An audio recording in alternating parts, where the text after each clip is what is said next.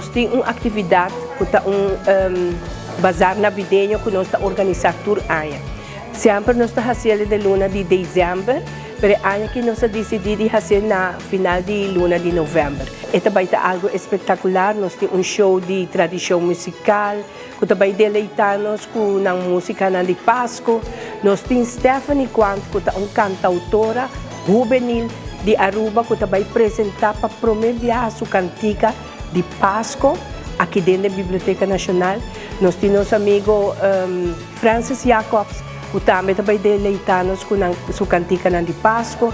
E nós temos Santa Claus com Granger, 6h30 da tarde, para vir fazer atividade com emocional aqui na Biblioteca Nacional. Fora disso aí, nós temos mesa available também.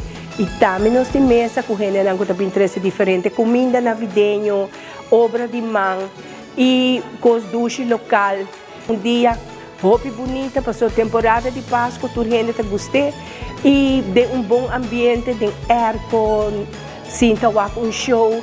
Nós estamos invitando o povo de Aruba para presenciar o evento aqui, dia 28, então já website para assim por desfrutar junto conosco e noite navideña. Está totalmente grátis para o povo de Aruba. E também 6 meses por ano, nós estamos organizando atividades aqui. E pessoas que desejam ter uma mesa, podem chamar-me livremente, porque ainda nós temos chance para par de mesa mais, na 7h40, 5660, e nós temos mesa available que vou poder exibir obra de arte para a temporada de Páscoa. É algo familiar. Caminha com o gente do povo de Aruba por vir com sua família e assim desfrutar de uma noite agradável.